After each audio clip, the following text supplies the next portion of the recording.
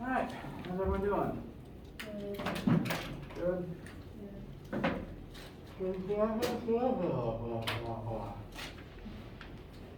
What about sums up how I am? We're halfway through the week, so hopefully nice weekends are ahead for us all, eventually. Random questions before we get started?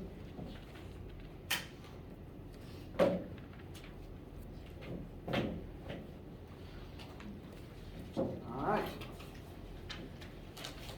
Let's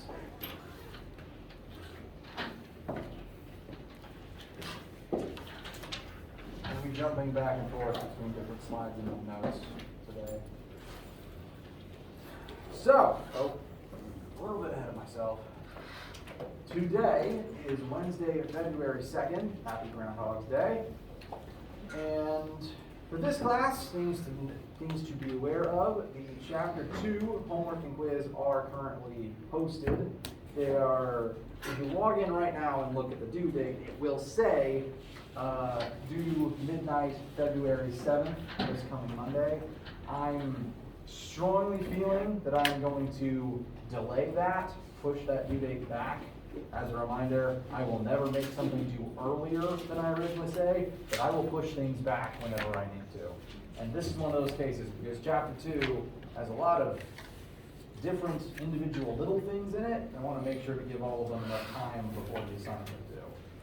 So I'm anticipating moving that one to probably Wednesday the 9th at the earliest.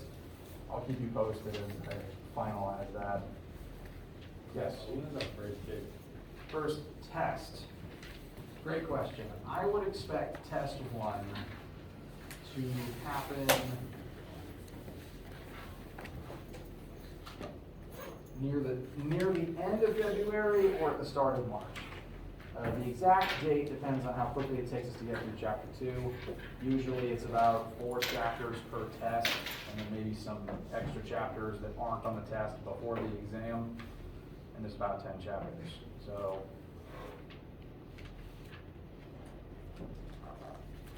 sorry, I'm doing too much math in my head. I'm planning test 1 end of February, start of March area. I will make it clearly known ahead of time which week that will be, because when I give tests, I give them in lab time. So during the test week, you will come to your lab and take the test then. So it'll be a week thing, you will know when it will be, I'll make sure it's advertised, and we will do review days prior to that. So coming up in 2 to 3 weeks, approximately. Any other questions?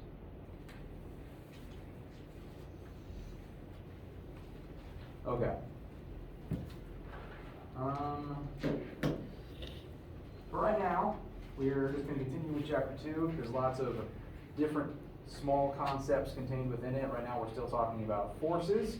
Today we're going to look at a few examples of things we've already, a few examples to expand on things we've already been doing, and we're going to look at some new types of force that we will continue to use for the rest of the semester.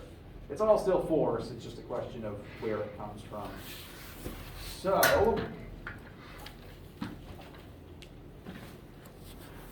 let's get started with an example. We have a 100 kilogram crate. I wanted to say 1,000 kilograms left warning, but it's 100 kilograms that is currently suspended motionless in mid-air. To give a quick picture for that, pictures are always good in our physics questions. We have a box hanging from a rope. And we'll eventually go on to have the rope connected to a crane, and the crane will do some stuff later. Right now, box hanging from rope.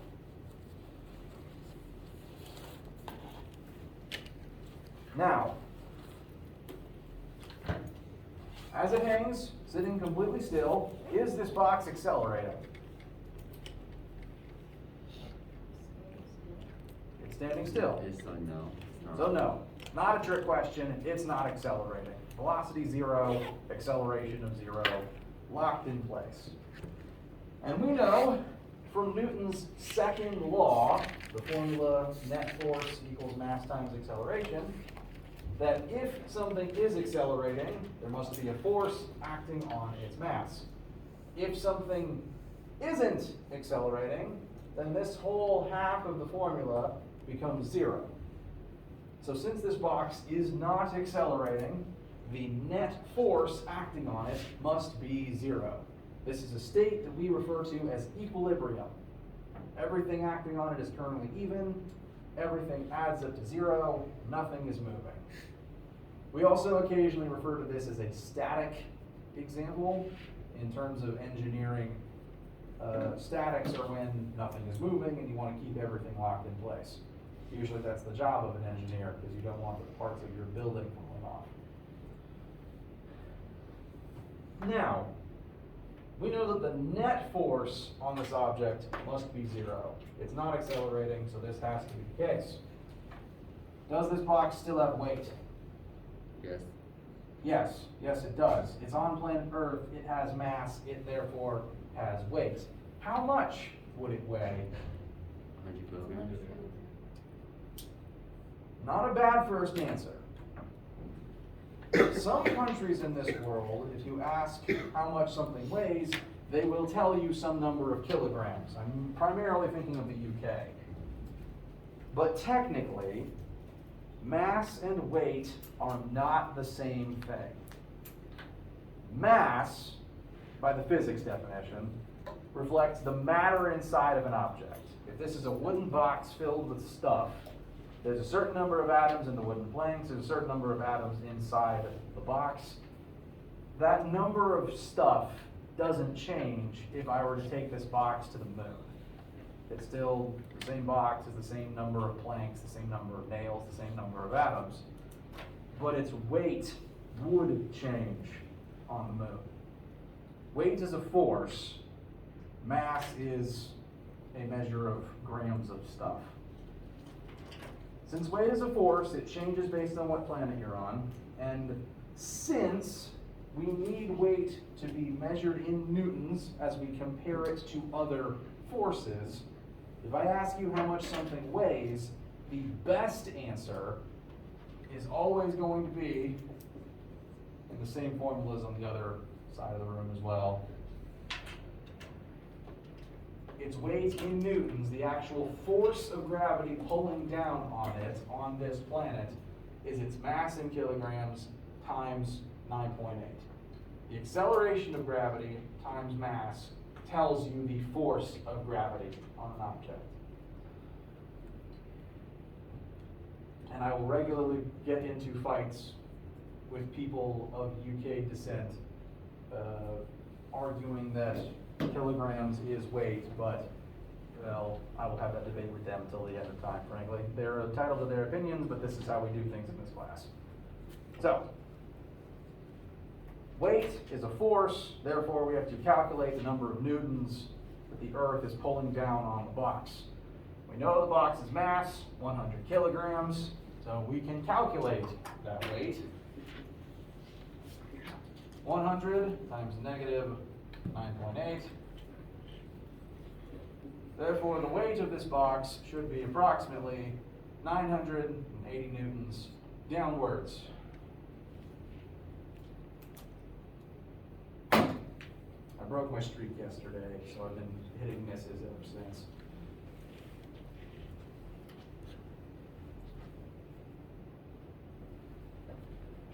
So, this is the weight of the box. This is the force of gravity pulling down upon it.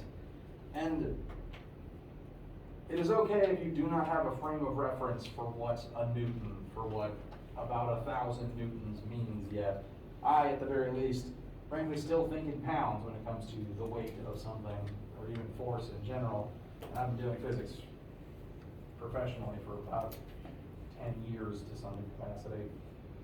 So to help anyone with a frame of reference here, I, a typically built adult human male of average height, weigh 1,000 newtons.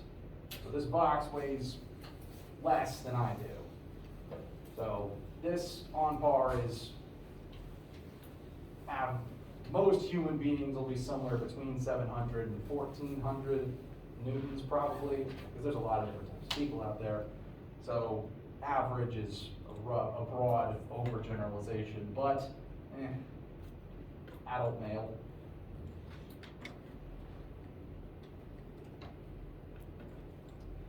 So that is the weight of the box. That is still true, even though it is hanging suspended in mid-air. So there are definitely forces acting on this box, even though they must all add up to 0. Net force can always be defined as all the forces individually together added up to 0. Net force is just all the forces present adding together. Gravity is one of those forces. We know that gravity is not equal to 0. So something else has to be here acting on this object such that it adds up to 0 gravity. Not a trick question. What is currently exerting that force? The string. The rope, and by proxy, the crane. I am going to call that force, I just threw away my green marker, so now all the colors are going to be mixed matched. Tension. Ropes exert tension when you pull outwards on them. The weight of this box is pulling outwards on the rope, therefore the rope is going to pull upwards back as a response on the box. Yes? So would the tension be also 980? In this specific case, we will calculate that to be the case. You're right. First, I'm going to set up a quick alteration to my drawing here.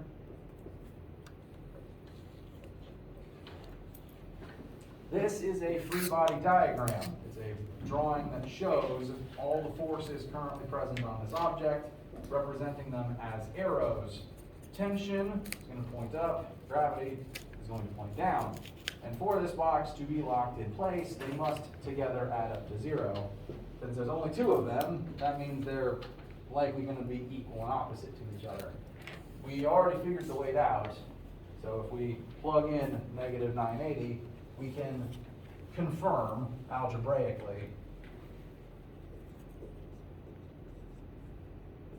the tension in this particular rope must be 980 newtons upwards in order for the box to remain stationary.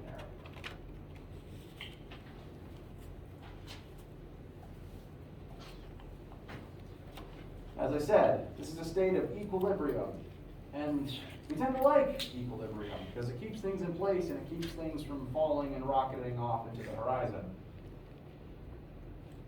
If something is in equilibrium, not accelerating, every force present must add up to 0.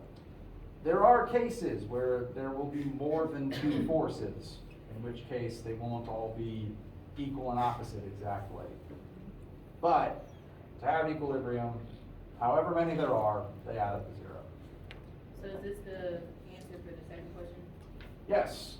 Second question, what is the force required to keep the crate aloft? The force of tension in the rope. So same number as gravity, but opposite direction. Equal sign. Do you have to put the up? Oh, is this positive? You don't have to. I'm adding the up arrows to try to represent the direction better. Technically, the negative versus positive already represents it, so the arrow is just an extra thing I'm doing. It's not super important. For the math, the main thing to keep is the negative sign versus the positive sign.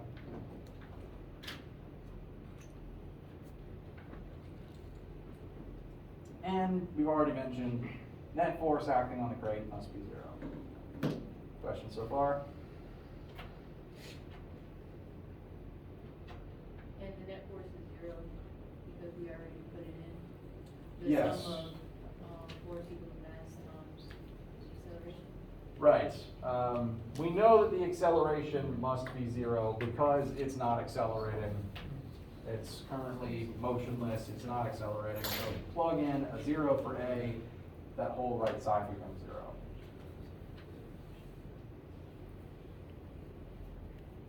Does that answer the question? I think so. Okay. If it didn't, please let me know. Okay. How do you feel about this one for right now? Okay. Now we're going to change it. This is a static equilibrium type of situation. But lots of times, situations aren't static. If something is moving, then that situation isn't static, and it's possibly not in equilibrium. For example, usually when you have something hooked up to a crane, it's because you want to lift it. So let's change the situation slightly. Let's say the crane operator has everything in place, has everything connected safely, and then they throw a lever, and now the box accelerates upward. So instead of the net force being 0, instead of the acceleration being 0, now we have an acceleration upwards of 0.5 meters per second squared. Our drawing, in terms of the forces present, doesn't really change much. There's still tension in the rope, and gravity still works. We haven't left planet Earth. So the same two forces are present. Before we move too far forwards, I want to know, what do you think has changed in this situation to cause the box to start accelerating upwards? The crane is pulling it. The crane is pulling it. What does that mean for the numbers for each of these things? Is the tension increasing? Tension must have increased. If we're accelerating upwards, the net force is going to pull upwards. Gravity didn't change because it's the same mass on the same planet, which means tension must have got bigger. The crane is pulling harder. We will now prove this mathematically. So, what is the net force acting upon the crate? I'm going to put this new situation over here to the right. You do not need to erase any of what we've already done. This is a different case. Net force is mass times acceleration, and we know the acceleration of the box. The net force is mass of 100 kilograms times half a meter per second squared.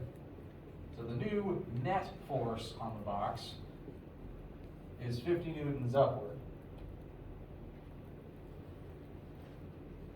None of the individual forces present are 50 newtons, but they add up to 50 newtons.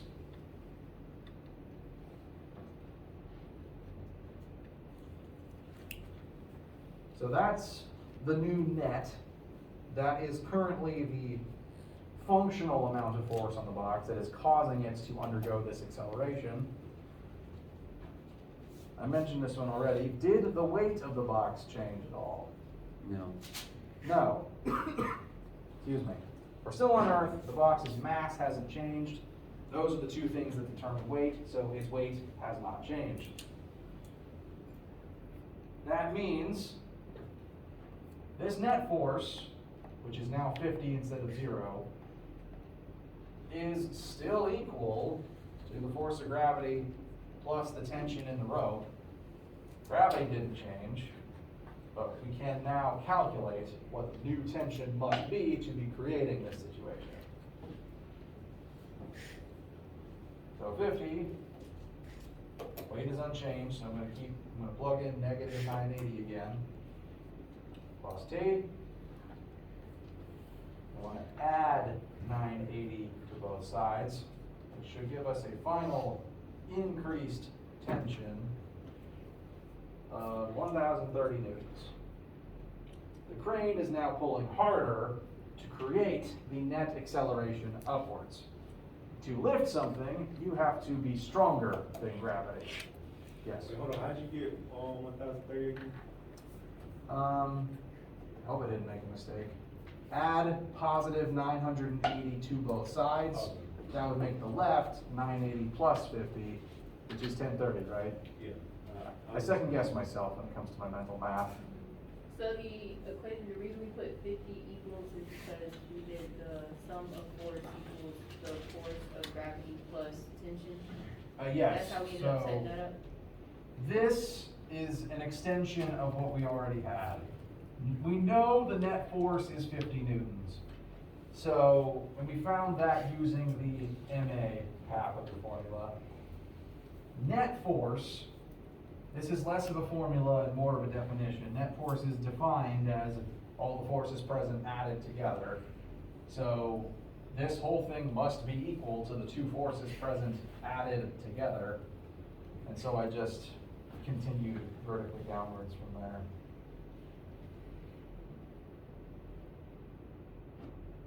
Yeah, the way that I oriented this might be a little confusing. I apologize for that. This is still net force equals mass times acceleration. I can actually rewrite it now to match a little more closely.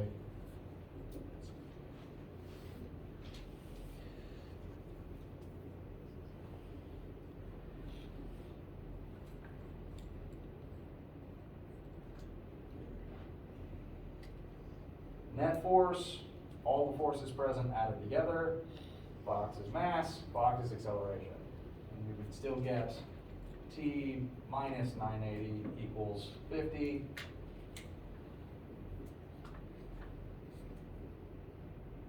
T equals 50 plus 980. T equals 1030.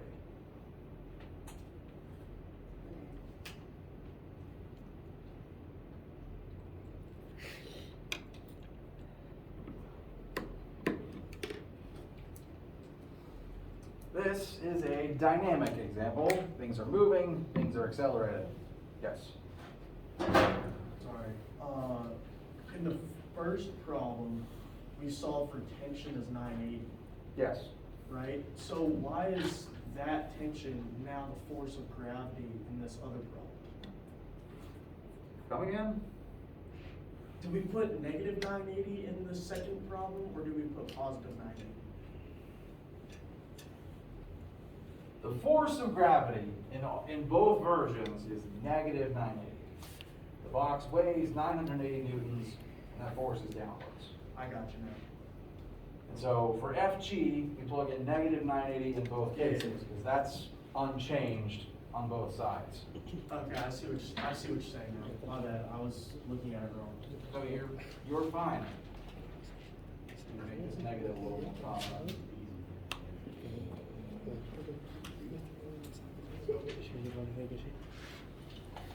So, in general, to lift anything upwards, you have to be exerting more force than gravity. Subsequently, to lower something, you exert less force than gravity. Questions? And we got the negative 980 because of the weight times gravity, right? From That's the force of gravity, right? Negative 980 is mass times 9.8. Negative 9.8. And that's the force of gravity, right? Yes, the negative 980 is the force of gravity, the weight of the object. And that doesn't change as long as mass stays the same, as long as you're still on the same planet.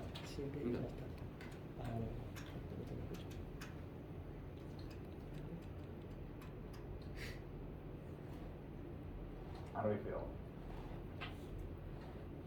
Collective nodding, good to see. All right. I want to now start talking about and making sure you have written in your notes some new different types of forces that we're going to continue using pretty much throughout the whole of the semester. Because force can come from lots of different places.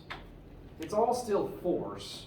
You can calculate it using the same formulas, plug it into the same places, but where it comes from kind of helps describe why it's happening, what direction it's pointing in, etc. So it is useful to know some of the common types of forces that we will be encountering. We've already talked a lot about gravity. It is a force, So when I ask you about gravitational force, weight, I do want force of gravity, mass times 9.8. I don't but I want weight, I want force of gravity, I don't want mass. I want number of newtons so that we can compare it to other forces. Some things to note about gravity. Gravity exists between all objects with mass. So the Earth has mass. It's the most massive thing in our immediate vicinity. We have mass. Therefore, Earth's gravity pulls us towards Earth's mass. And since the center of Earth's mass is Earth's core, gravity pulls everything towards Earth's core, which is why you always fall down and not sideways. But, technically speaking, all objects with mass create gravitational forces. Right now, there's gravity between the two markers in my hands. That gravity is incredibly weak because these don't have a whole lot of mass. Usually you can only detect the gravity of things like planets and stars, and sometimes moons and meteors. But all objects with mass do technically create gravity. And because of Newton's third law, if Earth's gravity pulls down on you, you exert your own gravitational field that pulls upwards on the Earth. You have your own gravitational field because you are made of matter. Right now, if I weigh 1,000 newtons on planet Earth, therefore, according to Newton's third law, planet Earth weighs 1,000 newtons on planet me.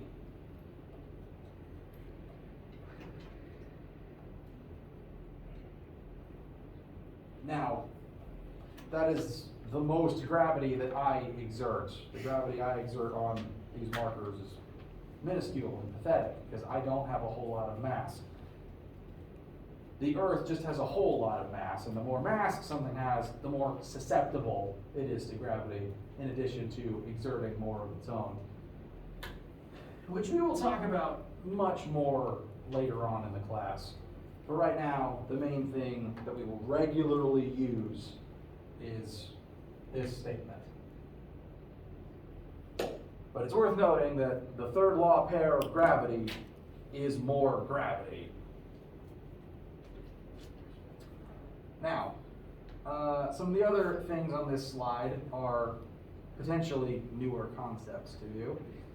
I want to address each of them because they will come up. We've actually used one of them already, and that is tension. Base simplified definition of tension is it is the force that ropes exert. Typically, when you pull outward on either side of that rope, the rope will also pull inwards on both of its ends as a response. I pull to the left on one end, therefore the rope pulls to the right on my same hand. Subsequently, the reverse happens to my other hand at the same time, because ropes tend to transfer force from one side of themselves to the other. I pull left on one side, and on the other end, the other side of the rope pulls left on my other hand.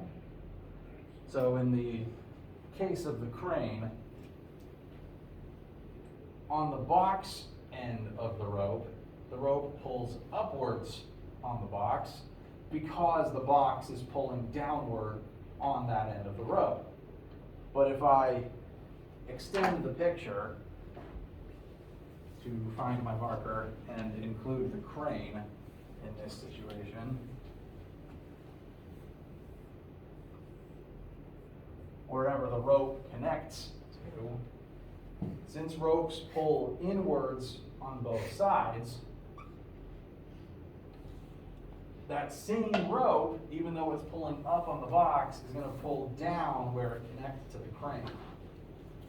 Meanwhile, the crane exerts a force upwards on that end of the rope.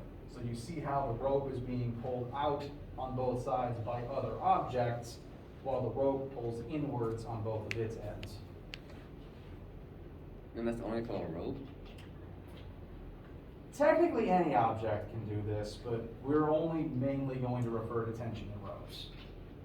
But anything, when pulled on both sides, does exert some amount of tension. Like I can pull on either end of this box and it technically does the same thing. So it's not just ropes, but we are mostly going to be using it as the name of the force that ropes exert in this class, like in the example we just did. And I will tend to abbreviate it to a capital T. So, tension is what we're going to call the force, thank you, that ropes exert.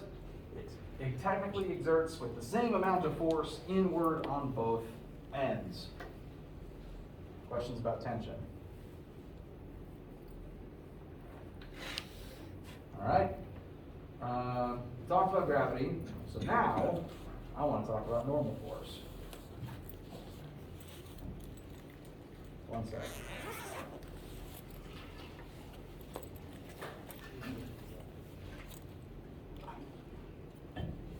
So,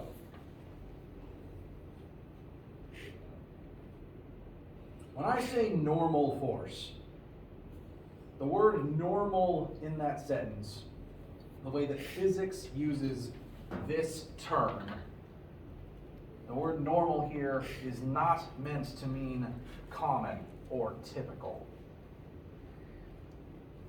Has anyone here used the word normal in math as a synonym for perpendicular?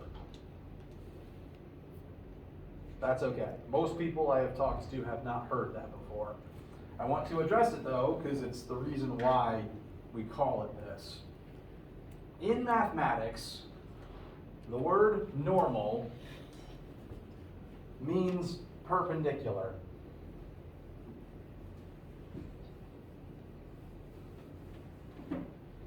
There's an off chance you might have been told this in a previous geometry class if you've had geometry, but if you have, it probably would have been a while ago for you guys.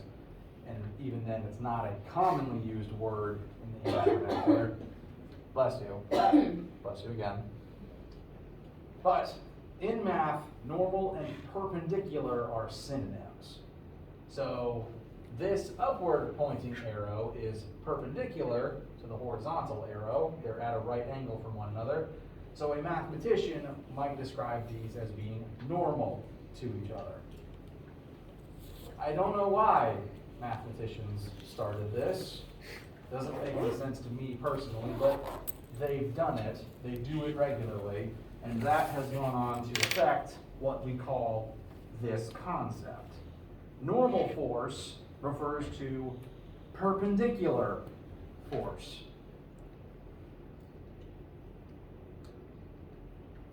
You are all, I assume, sitting in chairs. As you are sitting in those chairs, the force of gravity, as with the crate, is still pulling down on you, and yet, are you accelerating right now? No, you're sitting still in your chair, your acceleration is 0. So, in the case of the crate, there was a rope pulling up to balance out the force of gravity. In the case of you in your chair, normal force up from the surface of that chair is what's currently holding you in place. So your chair, you are currently exerting a force downward into your chair. You are doing this because of gravity, even though the force you're doing this because of gravity. You are being pulled down, you are pressing into your chair. As a third law response to that, you press down into chair, the chair will press back up on you.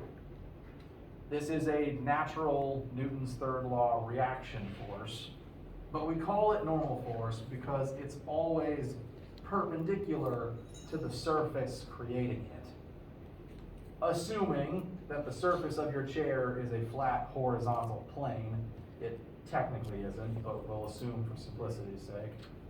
If you make that assumption, flat horizontal plane, the net the normal force that a horizontal plane exerts would point straight up, because it has to be perpendicular to the surface, which coincidentally is the opposite direction as gravity. So as long as the chair can hold you, the normal force upwards will add up to 0 with the force of gravity downwards. And since they add up to 0, you don't accelerate, you remain in place. Would this go for like a table also? Say if I'm staying on a table? Yes, currently every messy piece of paper I have on my desk has a normal force acting on it from the desk upwards. Anytime one thing presses into a surface, that surface will exert a force back out perpendicularly from itself to counter it. And this is actually even true of non-horizontal surfaces. This wall, this board, is a vertical surface. If I lean on it, I'm pressing into it. Therefore, according to Newton's third law, it's going to push back out against me. But since it's a vertical wall, and it's going to exert perpendicularly outward, its normal force ends up being horizontal. So I push horizontally into it, it pushes horizontally back out. How's this sound so far? Okay. Question? No. It's okay. Any errant hand twitch makes me think, question, squirrel? It's a side effect of being a teacher. Okay. Normal force. It's everywhere. Anything that is currently supporting your weight is exerting a normal force upon you. As long as you are on a surface, you can't escape it. Frankly, you don't really want to because it's keeping you from falling.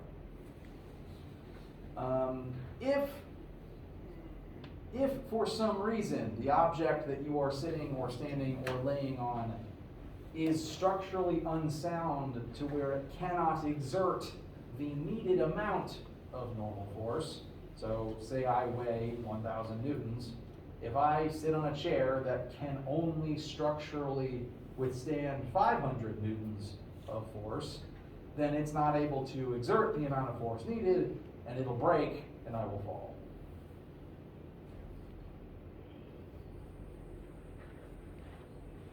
So, this is going to come up a lot. Pretty much any example where one object is sitting on the surface of a different object, you can assume there's a normal force present. And that will become important as we start talking about friction. So, this section of notes, this slide that we're on, we've been talking about new and different forms of force. And I brought up normal force first so that I could then explain friction. Everything here is still a force. They just all have their own unique quirks. And the quirk of friction is that it is equal parts important and annoying. You've dealt with friction your whole life. Anytime you move or take a step, there's friction involved in that interaction.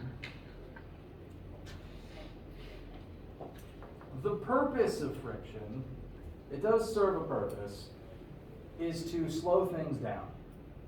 The force of friction opposes movement. Let's say I take the projector remote, I set it on this desk. I'm going to push this remote horizontally across the surface of my desk. I exert a force on its mass to accelerate it and get it up to some velocity. After I let go, what then happens to it? It slows down. It immediately slows back down. Friction is the force that is causing it to slow down. It has mass, it's slowing down, which is an acceleration. That acceleration is caused by the force of friction. Friction is pretty much universally the thing that slows everything down. It opposes motion. In the case of the remote on the desk, if the remote is moving from your perspective to the left, friction will point to the right. Since it's slowing down, it's technically accelerating this way, and therefore the force causing that acceleration points this way. This happens anytime two touching objects try to slide across one another. Ball rolling across the table, something sliding across the table, even moving through the air, this happens. As long as two objects are interacting and moving past each other, there is a force of friction trying to slow down that motion. This is equal parts annoying, because if you want to keep moving forwards at constant velocity, you need to keep fighting friction. On the other hand, it's useful if you want to stay still, because, well, if I'm lecturing, it's usually better for me to stand still in front of you than to constantly be sliding around the surface of the floor. So friction keeps you in place whether you want it to or not, or at least it tries to. And again, you've interacted with it and dealt with it your whole lives, but the question is, where does it come from? Have you ever asked that question? It is okay if not. I wanted to answer it though, because where it comes from affects why we do the math that we do to explain friction.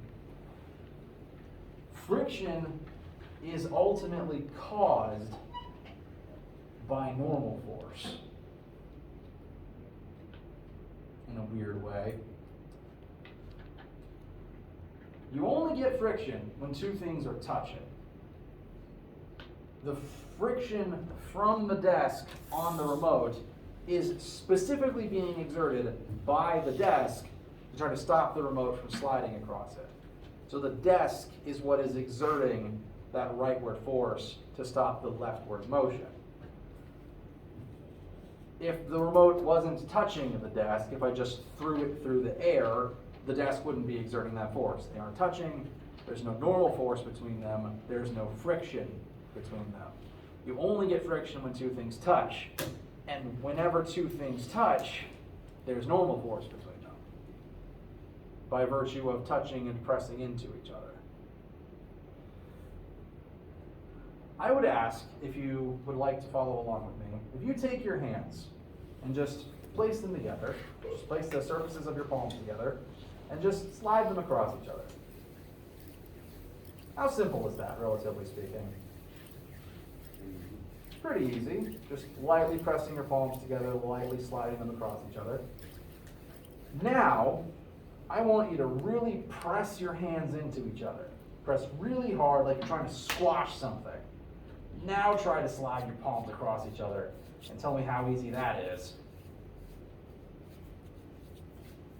Less so, at least, more difficult.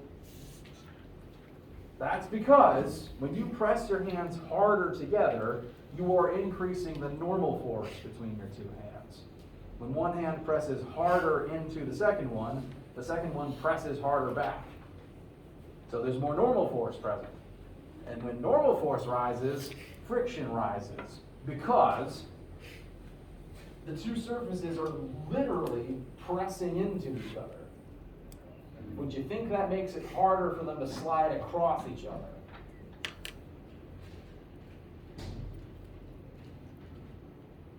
Not a trick question. It does. The harder two things are pressed into each other, the harder it is for them to slide across one another.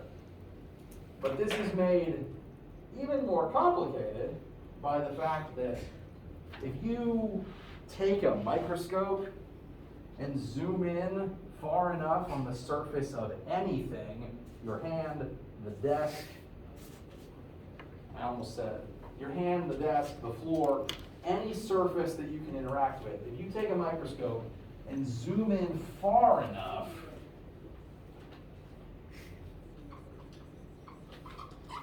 you'll eventually see that that surface is rough and jagged. 99.9% of objects are rough and bumpy if you zoom in far enough. Some are slicker than others, like polished surfaces or ice or grease. But on some level, because they're all made of atoms, and because those atoms are all some distance apart, you kind of get little bumps and jaggeds, as long as you zoom in far enough. And the bumps and jagged parts of one surface lock into the bumps and jaggeds on the other surface, like saw teeth or shark's teeth slotting into place. And the harder the two objects press into each other, the more normal force is present, the harder those teeth get jammed in. And I don't recommend you do this, but if you ever did try to slot two saws into each other such that their teeth meshed, it would not be easy to try to make them slide across one another. The teeth would catch, they wouldn't want to move past each other. They'd get stuck. And that's where friction comes from. The more bumpy and jagged something's surface is, and the harder it's pressing into the other object, the more friction is there.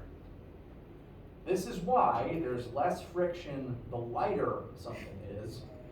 If you've ever tried to push a heavy object, you may have subconsciously noticed that it's easier to get it to slide if you kind of lift it upwards a little bit. If you're lifting it upwards, it's not pressing as hard into the floor. That reduces the normal force. The teeth aren't as sunk into each other.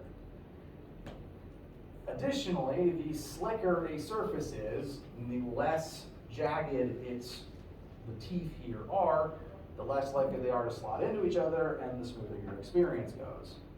So friction is caused by the interaction of normal force and the fact that everything is rough and bumpy if you zoom in far enough. This is why every single surface has some amount of friction. It doesn't matter how finely polished the surface of ice is or how well you grease the axles in your car, there will be friction present as long as matter is touching other matter. You even get it with the air. Air resistance is a form of friction. Just moving your arm around fast enough, you will feel the air move past the hairs on your arm. You can't escape it as long as matter interacts with other matter. It's omnipresent. And like I said, equal parts helpful and annoying. But that's where it comes from. Questions? Okay. We're going to end in a minute. I don't want to keep you. I do want to briefly jump ahead to show you the formula for friction, because it does have normal force in it. Just so you can get it in your notes and think about it. I brought the two up together, not only because one causes the other, but because they're linked mathematically as well. What's U? It's a great question. I'm getting there, I promise. Oh. So the formula, which we will make sure to elaborate further upon in the near future. Force of friction, so this is F with a subscript of F, not F times F, but force of friction, is equal to, and this is the friction between any two objects that are touching, is equal to the normal force currently exerted between those two objects times this Greek letter. This is a lowercase mu. I don't study Greek at all, but if you look around campus much, you've probably seen the Greek letter nu, which I believe is the Greek equivalent to n.